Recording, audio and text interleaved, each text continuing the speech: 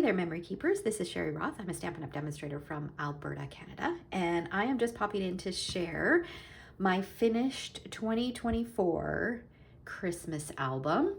So I documented daily in December, kind of different things that were happening, not all Christmas related, but I did a December 1st to 31st album, and I kind of wanted to share a little flip through for you. All right, so I do have a video where I flipped through the album without photos. If you'd like to see it, I will link that in the description below if you want to take a look at that. And I do have a tutorial if you want to make this album as well. I will also link that in the description below. So one of the things I love about the 6x8 ring albums for this type of project is that you can change things out. So if you take a look at my album that I did for the base pages before December hit, just to make it easy, you'll notice some changes, and I'll try to point those out as I go through if I remember them all. Okay, so here's the cover, and then I just have this little pocket that I included a little calendar inside, and then my title page. And then I've got trimming the tree. So I did add in some solid 6x8 photos. So those are not in the tutorial, but there were a few that I wanted to do as 6x8 big photos.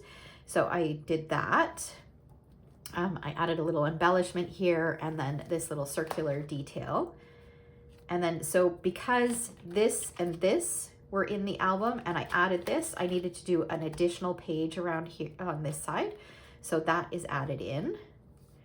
And then I did a strip of 2x2 photos here, another strip here. So some of these were meant to be used as like a 4x6 photo, but I had more photos that I wanted to include, so I just shrunk them down and did them a little smaller. This is a very interactive album, so there's lots of little pockets and flip ups for journaling or additional photos. So here I've got some hidden journaling in behind this photo. And then here again, I had lots of photos that I wanted to include, so I did them as 2x2. And then this is just kind of an interactive little piece. And then here, I was meant to add a photo, I believe it was here and here, 2 photos, but instead I only had 1 photo that I wanted to include. So I just printed it 4x4 and then stuck it right over top and then added this for my journaling. Here I've got some more hidden journaling here. And then here, I think I added this on and then I added my title. So this was meant for 2 3x4 photos. I did a title block and then some like the different Christmas themed books that I read this month. This is a little pocket. This one I'm still considering attaching this photo on here just because it's a horizontal photo. I might even just eliminate the pocket and do it like that and maybe have this tuck in behind just because I don't like that it's a horizontal photo tucked in the pocket like this. So I may still make that small little change. Okay, and then here, so this was an element that was included later on in the album. And so I had a few extra photos that I wanted to include. So I added that here. And then here we've got a little tag with a photo behind it. And then some journaling. And then this one has a little photo and a little bit of journaling on there as well. And then this one here. Here I included the Christmas movies that we watched this year or that I watched this year. Some of them we watched together. This is another little interactive element with some journaling. This, my dad gave me his hockey card, so I thought that would be fun. So I wanted to be able to see both sides. So I added a little lift up with a window sheet that I created with a window sheet. I just scored it along the top, and we had gone to watch him play hockey. He plays for Old Timers Hockey.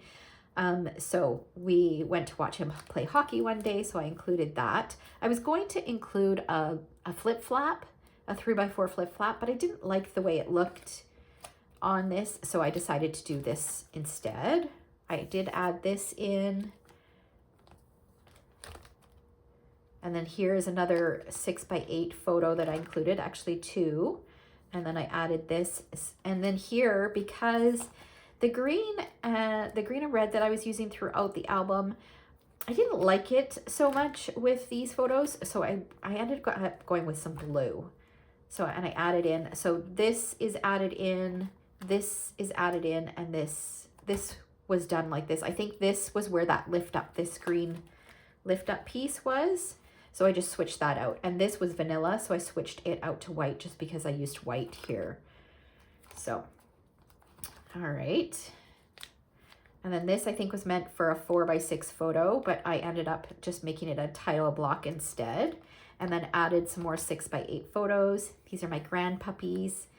And then here I added some more photos on there, and then did my journaling on this piece where a 2x3 photo was meant to be.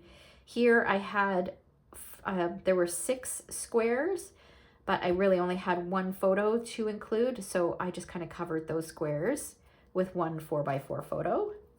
I added this in for some journaling. This also serves a dual purpose because on the back of this, I had a horizontal photo, and of course it wouldn't fit in the pockets, and I didn't want my photo going sideways. So I put it right over top of the pocket, but then because this is a piece of vellum, you could kind of see it here. So I just cut a piece of old olive that was exactly the same size as the photo that was peeking out from behind the vellum, and added my journaling on top of that there. So there's always creative ways to get around these kinds of things. And then here, this was actually meant to be 2 4x4s, but I took this one off and added a 3x4 photo, and then added some a title and some journaling in there. There's nothing in this pocket. And then day 30, and then 31. So there it is. I'm so happy to have it done. The only thing I have left to do is just to put a little Christmas 2024 on the spine, and then it will be fully complete, and I'm so excited.